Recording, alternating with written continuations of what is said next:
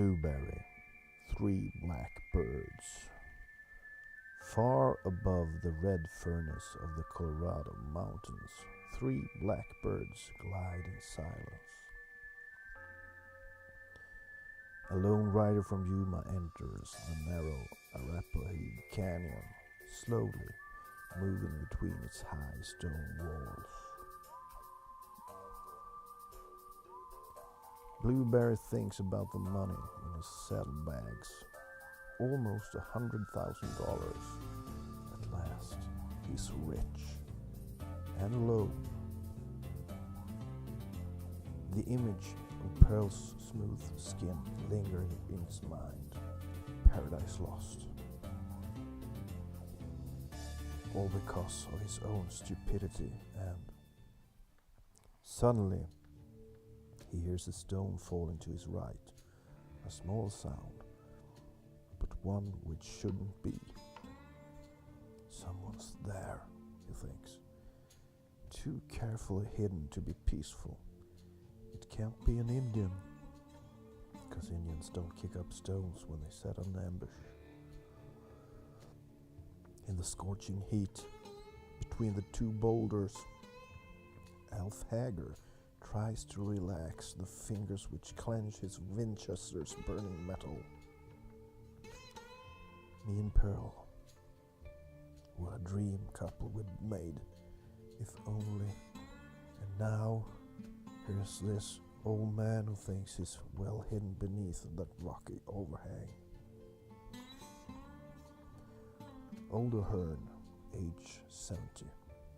Wondering what possessed him to agree to take part in this ambush at his age.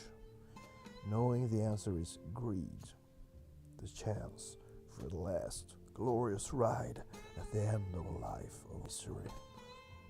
A saddlebag brimming with dollars, at least 100,000. Slattery said, thinks so, Hearn. If they start shooting without warning, I've had it, thinks Blueberry. But what difference will it make whether I'm dead or alive?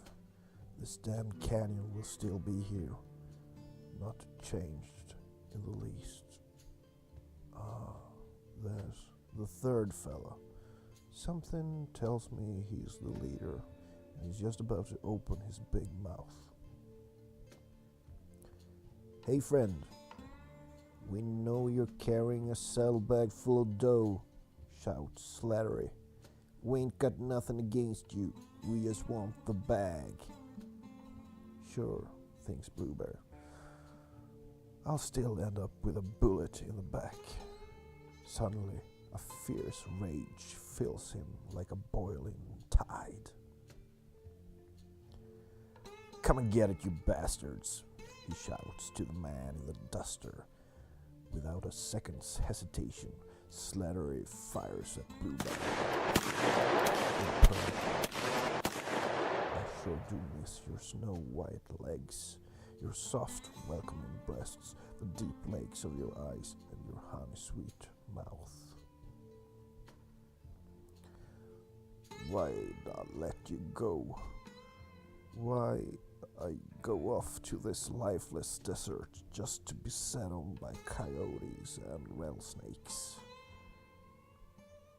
I snuffed him, just like a damn candle, shouts Slattery. No, I'm the one what got him right in the head, argues Alf Hager. The horse. Older Hearn thinks of the money in the saddlebags. Don't let it get away. After the wrathful screams of the bullets have stopped bouncing across the harsh rocks, a shroud of cold, dark silence slowly falls upon the scene. I don't see no blood. Where's the loot? Shit. Make sure he's good and dead. We'll bury him right there. Or Hearn, go and get the spade. Hey, maybe he ain't really dead. Nah, he ain't breathing. He's still as a stone.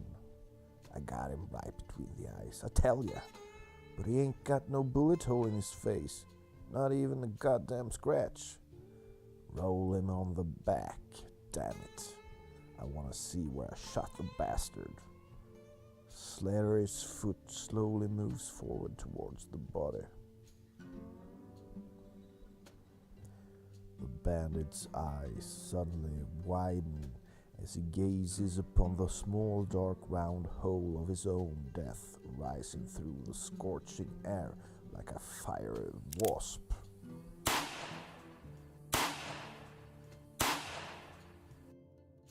Three flowers of scarlet fire bloom as three small murderous birds of lead burst through flesh as fragile as old paper. Three souls depart, and once again a shroud of silence follows the angry buzzing of the bullets inside the canyon's heart. Silence. The smell of violent death, and the chilling tide of anger slowly ebbs from Blueberry's soul. So today wasn't my day to die.